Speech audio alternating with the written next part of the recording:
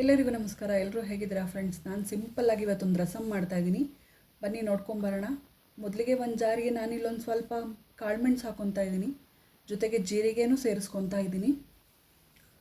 ಹಾಗೆ ಇಲ್ಲಿ ಒಂದು ಸ್ವಲ್ಪ ಹುಣಸೆಹಣ್ಣು ಕೂಡ ಹಾಕ್ಕೊತೀನಿ. ನಾನು ಟೊಮೆಟೊ ಕೂಡ ಯೂಸ್ ಮಾಡ್ತೀನಿ, ಹುಣಸೆಹಣ್ಣು ಯೂಸ್ ಮಾಡ್ತೀನಿ. ಹಾಗೆ ಇಲ್ಲಿ 2 ಬ್ಯಾಡಿಗೆ ಗುಂಟೂರು ಮೆಣಸಿನ್ಕಾಯಿ ಹಾಕ್ಕೊತಾ ಇದ್ದೀನಿ, 2 ಹಸಿ ಮೆಣಸಿನ್ಕಾಯಿನೂ ಸೇರಿಸ್ಕೊತಾ ಇದ್ದೀನಿ. ರಸಮ್ ಮಾತ್ರ ತುಂಬಾ ಚೆನ್ನಾಗಿರುತ್ತೆ ನೋಡಿ. ಸ್ವಲ್ಪ ಬೆಳ್ಳುಳ್ಳಿ, 1 ಟೊಮೆಟೊದಲ್ಲಿ ನಾನು ಅರ್ಧ ರುಬ್ಬೋದಕ್ಕೆ ಹಾಕ್ಕೊತೀನಿ, ಇನ್ನರ್ಧ ಒಗ್ಗರಣೆಗೆ ಸೇರಿಸ್ಕೊಳ್ಳಿಕ್ಕೆ ಇಟ್ಕೊತೀನಿ ನೋಡಿ. ಈಗ ಅರ್ಧ ಟೊಮೆಟೊ ಇದರಲ್ಲಿ ಸೇರಿಸ್ಕೊತಾ ಇದ್ದೀನಿ. ಹಾಗೆ ಇದ್ರ ಜೊತೆಯಲ್ಲಿ ಸ್ವಲ್ಪ ಕೊತ್ತಂಬರಿ ಸೊಪ್ಪು ಸೇರಿಸ್ಕೊತೀನಿ. ಇದನ್ನು ಈಗ ರುಬ್ಕೊಂಡು ಬರೋಣ ನೋಡಿ. ನಾನು ಆಲ್ರೆಡಿ ಒಂದು ಬಾಣಲಿ ಇಟ್ಟಿದ್ದೀನಿ, ಎಣ್ಣೆ ಹಾಕಿ ರೆಡಿ ಮಾಡಿದ್ದೀನಿ. ಅದಕ್ಕೆ ಈಗ ಸ್ವಲ್ಪ ಸಾಸಿವೆ ಹಾಕ್ಕೊತಾ ಇದ್ದೀನಿ. ಹಾಗೆ ಕರ್ಬೇವಿನ ಸೊಪ್ಪು ಮತ್ತು ಒಣಮೆಣಸಿನ್ಕಾಯಿನ ಇದ್ರ ಜೊತೆಯಲ್ಲಿ ಸೇರಿಸ್ಕೊತೀನಿ. ಸ್ವಲ್ಪ ಜೊತೆಗೆ ಹಿಂಗು ಕೂಡ, ಹಿಂಗೆ ಇರಲೇಬೇಕು ನನಗೆ, ಹಿಂಗು ಕೂಡ ಸೇರಿಸ್ಕೊತಾ ಇದ್ದೀನಿ. ಹಾಗೆ ಅರ್ಧ ಟೊಮೆಟೊ ಏನು ಕಟ್ ಮಾಡಿ ರುಬ್ಬೋದಕ್ಕೆ ಹಾಕಿದ್ನಲ್ಲ, ಉಳಿದರ್ಧ ಇದಕ್ಕೆ ಹಾಕ್ಕೊತಾ ಇದ್ದೀನಿ ನೋಡಿ. ಇದನ್ನು ಫುಲ್ಲು ಈಗ ಒಂದು ಸ್ವಲ್ಪ ಫ್ರೈ ಮಾಡ್ಕೊಳ್ಳೋಣ. ತುಂಬ ಬೇಗ ಆಗುತ್ತೆ ಈ ರಸಮ್ ಜೊತೆಯಲ್ಲಿ. ಸ್ವಲ್ಪ ಅನ್ನ, 2 ಹಪ್ಪಳ ಇದ್ಬಿಟ್ರಂತೂ ತುಂಬ ಚೆನ್ನಾಗಿರುತ್ತೆ ನೋಡಿ. ಈಗ ಒಂದು ಚಿಟಿಗೆ ಅರಿಶಿನ ಸೇರಿಸ್ಕೊತಾ ಇದ್ದೀನಿ, ಫ್ರೈ ಮಾಡ್ಕೊಳ್ಳೋಣ.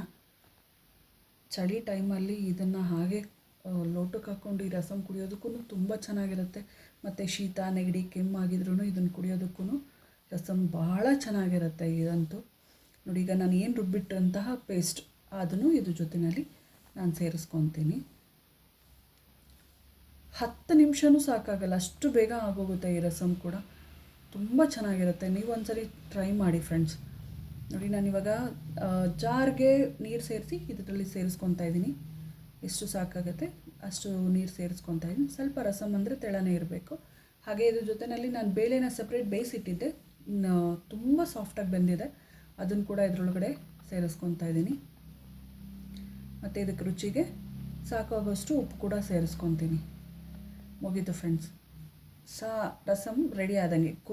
ಬಂದಿದ ತಕ್ಷಣ ರಸಮ್ ರೆಡಿ ಇರುತ್ತೆ ನೋಡಿ. ಇದು ಒಂದು ಸರಿ ತಿರ್ಕೊಂಬಿಡೋಣ ಫುಲ್ಲು.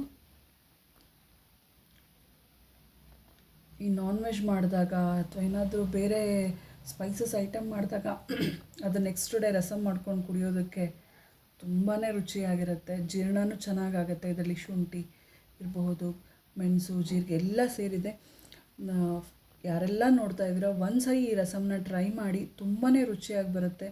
ಹಾಗೆ ನನಗೆ ಕಮೆಂಟ್ ಸೆಕ್ಷನಲ್ಲಿ ತಿಳಿಸೋದನ್ನು ಮಾತ್ರ ಮರಿಬೇಡಿ.